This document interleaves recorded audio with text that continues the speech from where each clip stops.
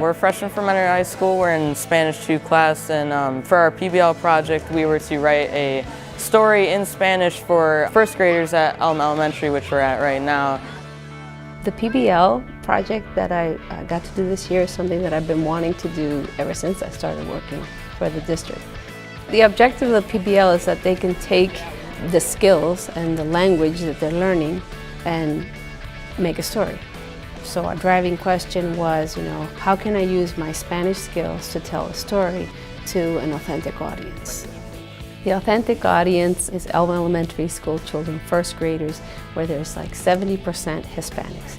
And they speak Spanish, they hear Spanish at home, they know Spanish.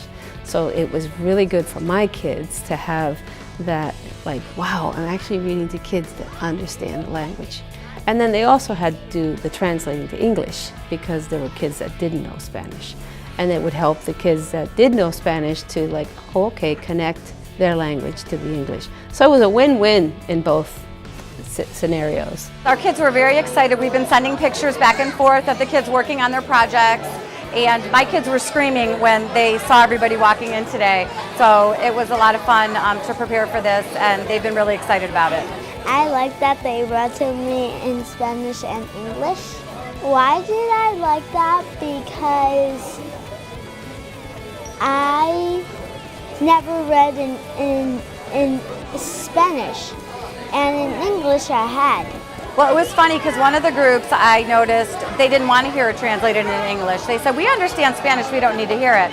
But I think for the rest of them, most of the other groups were mixed in such a way that they had to hear it in both ways. And I think, it's always good for kids to hear different languages. I don't know, it just kind of brings them together to hear things in both languages. It was almost a little nerve-wracking because if you messed up, they're kind of going to know because they're fluent Spanish speakers. It's also nice to know that they would appreciate our Spanish grammar and our vocab in our stories.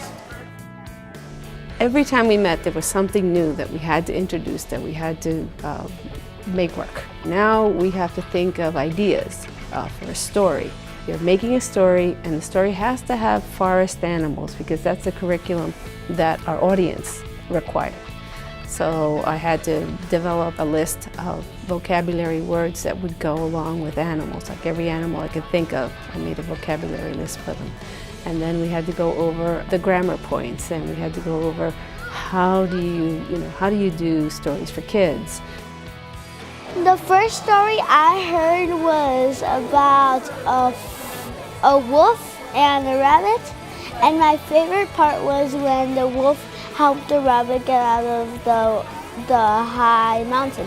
My favorite part actually has been learning a lot of new grammar concepts that I wouldn't actually learn unless I did this, because in a story you need to have enchanting language. You need to have you need to be able to describe very well, and I learned a lot of new grammar concepts. I learned the conditional tense, and I don't know, just a lot of new vocab as well. Some kids actually did stories that would go along with the school they were going to. One group specifically picked a playground, so their story was based on the same playground that Elm Elementary has. Another group did theirs on building life skills and feeling like you're different but you're unique. Things that would relate to those children.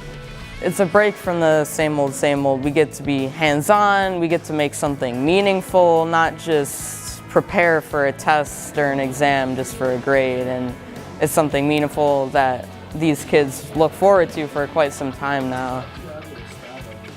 I saw total engagement, which was wonderful. They were just so excited about everything.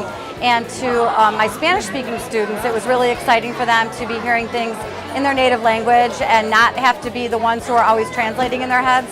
So I could see a lot of excitement and confidence from them from doing that. These high school students became other people. They had empathy. They were kind, they laughed, they smiled, they asked them questions. It's like they knew these kids almost, like they were their little brothers and sisters. It was a really good experience. It made me kind of tearful and a little bit like, ah. And then the principal of the school, Mrs. Urbick, she was like, oh, this is wonderful. I just love this. Please do it again. I said, okay, if you let us come back, I'll come back. the outcome was exciting. I had so much fun looking at their faces and just watching this whole thing come alive. I enjoyed it.